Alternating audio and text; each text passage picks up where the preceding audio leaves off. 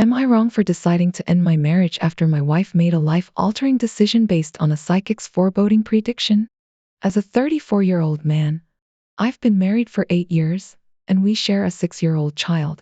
My wife, deeply immersed in spirituality, has sought guidance from a psychic for both of our pregnancies, leading to a significant turning point in our relationship. In the initial stages of our parenthood journey, the psychic's predictions seemed harmless enough. The anticipation of a boy with blonde hair, a seemingly straightforward prediction given my wife's hair color, brought an element of excitement. However, our second encounter with the psychic took an unsettling turn as dire warnings emerged about our unborn child's future. According to the psychic, our yet-to-be-born child would embark on a path of darkness, engaging in criminal activities and causing harm to the innocent. Shocked and disturbed by this ominous revelation, my wife hastily took matters into her own hands and scheduled an abortion without consulting me. When she eventually disclosed her decision, I made an earnest attempt to dissuade her, expressing my concerns and reservations. Despite my efforts, she went through with the abortion clandestinely, involving her sister in the process. The emotional toll of losing both my child and the trust within our relationship was overwhelming, prompting me to leave and declare the end of our marriage. In the aftermath, my wife accused me of abandonment, emphasizing her autonomy over her body and decisions. The online comments unanimously condemn her actions, with some suggesting that I seek full custody of our son due to her questionable decision-making. Reflecting on this tumultuous situation, I grapple with the balance between respecting her autonomy and questioning her capacity to make sound decisions, especially considering the gravity of acting on a psychic's alarming prediction. The issue extends beyond the realm of pro-choice matters, sparking concerns about her ability to responsibly care for our existing child. In an ideal scenario, a more collaborative approach to family planning and decision-making could have prevented the heartbreak that now defines the end of our marriage. The divergence in our beliefs and her reliance on a psychic, rather than open communication, contributed to this painful chapter in our lives. As per Opie's account, both he and his wife were eager for the pregnancy, making her subsequent decision to terminate without his knowledge a profound breach of trust. Beyond the question of bodily autonomy, this act pointedly underscored a significant fracture in their relationship. Adding a layer of complexity, the reasoning behind her abortion decision raises red flags concerning her judgment and overall common sense. The act of relying on a psychic's prediction to influence such a consequential choice is disconcerting, casting doubt on her ability to make sound decisions, particularly those that impact the well-being of their existing child. The online comments rightfully highlight the instability in her actions, expressing genuine concerns about the safety of their son in an environment where decision-making appears compromised. In essence, Opie is not positioning himself as the aggressor in this narrative. Instead, he grapples with a complex and emotionally charged situation that necessitates careful consideration, not only for his own well-being but also for the welfare of their son. The impact of external influences, such as the involvement of a psychic, adds an additional layer of complexity to the narrative. Beyond this specific narrative, another tale unfolds, shedding light on a distinct challenge within a relationship. This subplot revolves around a couple's therapy session where Opie's girlfriend accuses him of unsupportiveness due to a missed text and call. Intriguingly, the therapist seems to downplay her outburst and redirects the conversation toward advising Opie on how to modify his behavior in the future. This shift in focus prompts questions about the fairness of the therapeutic process, as the girlfriend's emotional outburst is seemingly overshadowed by recommendations for Opie's improvement.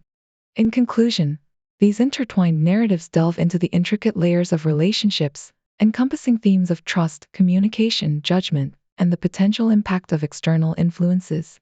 Each scenario demands careful and nuanced navigation to address the underlying issues and ensure the well-being of all parties involved.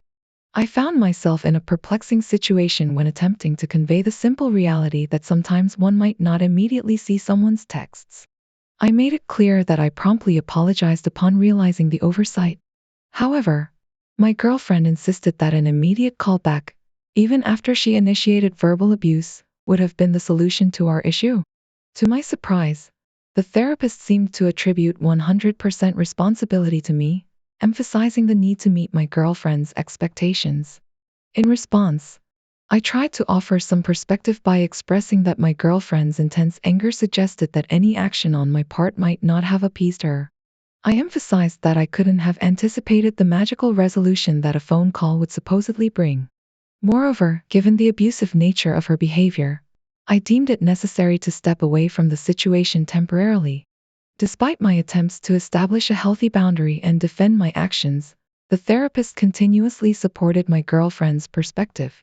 The insistence on admitting fault for not immediately wanting to call her back felt unhelpful and counterproductive.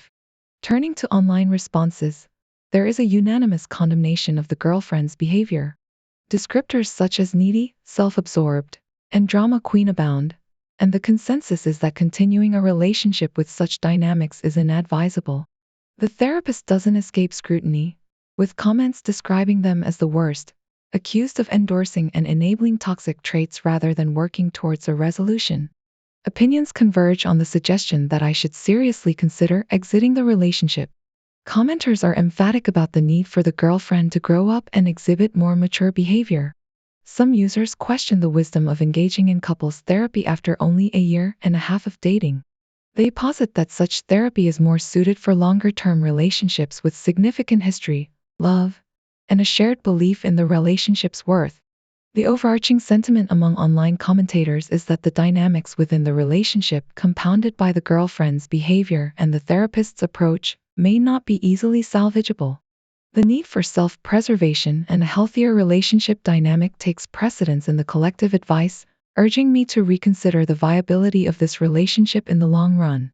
The woman in question, who is 38 years old but seems to possess the emotional intelligence of a 14-year-old, consistently ends up being a challenging presence in every field therapy setting. It's evident that the original commenter considers her to be quite a handful, referring to her as a ripe lemon. The point is made that nobody should have to endure abuse just to validate someone else's feelings. While acknowledging that initial feelings might be valid, the moment abuse becomes the chosen coping mechanism, all semblance of validity is lost. The commenter firmly asserts that in such a scenario, one is not the wrongdoer. The discussion shifts to the ex, who has transitioned into the role of a therapist. The tone implies skepticism about the ex's ability to provide sound advice, given her history of being a train wreck. Another individual chimes in, describing the most eccentric woman they know, who happens to be a therapist. The individual provides vivid details of her troubled past, including a liking for bad boys with prison records, and highlights the irony of seeking therapeutic guidance from someone with such a tumultuous personal life. Transitioning to the next topic, the storyteller introduces a personal dilemma. A 29-year-old male reflects on his 5-year relationship with a 28-year-old girlfriend. Despite initial alignment on future goals, including settling down and having children, the narrator expresses a growing sense of boredom and monotony in the relationship. While acknowledging positive aspects like a satisfying intimate life and the girlfriend's culinary skills, the narrator admits to feeling overwhelmed by the prospect of a repetitive routine. Adding to the complexity, the girlfriend's friends' engagements and marriages prompt her to press for a similar commitment, intensifying the pressure on the narrator. Contemplating ending the relationship due to the emotional strain of pretending everything is fine, the narrator is confronted with unexpected news. The girlfriend reveals she has taken 3 pregnancy tests, all of which have returned positive. The narrator admits to feeling mortified, and despite attempts to conceal their initial reaction, the girlfriend senses something is amiss, prompting her to inquire about the narrator's feelings on the situation. The narrator concedes that their choice of words in that moment could have been better, leaving the audience intrigued about the potential future developments in this relationship. In a candid moment, I raised the question of whether was an option, catching her off guard. The ensuing 2 minutes were engulfed in an uncomfortable silence, and she eventually left the apartment. Since that moment, communication between us has come to a standstill, and I can't shake the suspicion that she's contemplating the end of our relationship. Meanwhile, her friends and family haven't held back, showering me with insults. Despite the onslaught, I've chosen to adopt a stance of indifference, dismissing their opinions as insignificant since they aren't direct participants in the situation. However, despite the apparent liberation and improved state of mind resulting from our separation, a lingering doubt persists. I find myself questioning if, perhaps, I was the one in the wrong. Commenters respond with a mix of warnings and criticisms, predicting potential legal consequences and a diminished sense of freedom in the face of impending responsibilities. There's a consensus that the protagonist seems oblivious to the gravity of the situation, with the impending joys and challenges of parenthood about to hit home. The tone of the comments shifts to a more serious and stern admonishment, with users labeling the protagonist as the whole. The emphasis is on the need for responsibility in this situation. The commenters urge the individual to grasp the permanence of the changes ahead, from potential child support payments to the lifelong impact on their existence. The overarching sentiment is a call for maturity and accountability in facing the impending responsibilities. The subsequent narrative introduces a distinct scenario involving a person in a stable relationship of 5 years.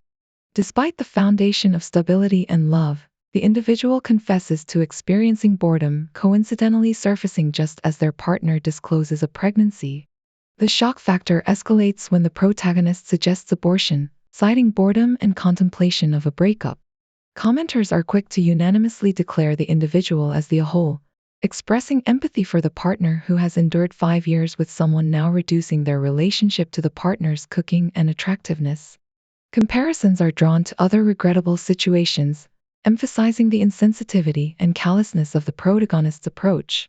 The narrative elicits a collective sense of disapproval for the protagonist's lack of empathy and disregard for the significant impact their words and actions have on their partner.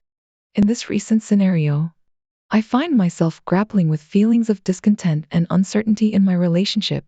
My fiancé, a 35-year-old male, and I, a 29-year-old female, have been together for 5 years. Our union has been further enriched by the presence of his 2-year-old daughter, whom he shares custody of with his ex-wife, a 40-year-old female. Initially, I admired the amicable friendship they maintained for the sake of their daughter. Our story takes a turn when the topic of spending Christmas together arises. During the first Christmas of our relationship, my fiancé informed me that he would be spending the entire holiday with his ex-wife and their daughter. At the time, it didn't significantly impact me as we were still in the early months of dating. Subsequently, this became a recurring pattern, with him consistently choosing to spend the festive season with his ex-wife and their child. Fast forward to our engagement, and yesterday my fiancé casually inquired about my plans for Christmas. He suggested purchasing my flight to visit my parents early to avoid the surge in prices closer to the holiday. This caught me off guard, and I proposed the idea of us spending Christmas together this year. To my surprise, he asserted that we always celebrated Christmas together for the sake of his daughter. I expressed my discomfort with this arrangement, particularly given our engagement status. I suggested the possibility of alternating Christmases or finding a compromise, but he remained firm, stating their commitment to maintaining a sense of normalcy for their daughter. This revelation left me in a state of contemplation about the future. After 5 years together, I am still relegated to being away from my partner every Christmas, and while I understand the importance of prioritizing his daughter, I find myself grappling with a sense of unease. The prospect of continuing down this path and potentially extending it to our future family raises serious concerns for me. In the midst of this internal turmoil, I've started entertaining the idea of ending the relationship. However, when I broached this subject with my fiancé, he dismissed my concerns as selfish and horrible. I, too, feel a sense of guilt for voicing these sentiments, questioning my place in his life and whether it's reasonable for me to desire a shared Christmas experience. As I navigate through these conflicting emotions, the realization dawns that a serious discussion about our future is imperative. The dynamics will inevitably shift as we consider building a family together, and understanding how his ex-wife's opinion factors into our long-term plans becomes crucial. You are getting married, and if she has a long-term partner, they should be included too. Either they co-parent with shared holidays, meaning genuinely shared, including new spouses and future kids from those houses, or they need to find a holiday arrangement. Are you planning to have kids with him? I'm uncertain how that would work.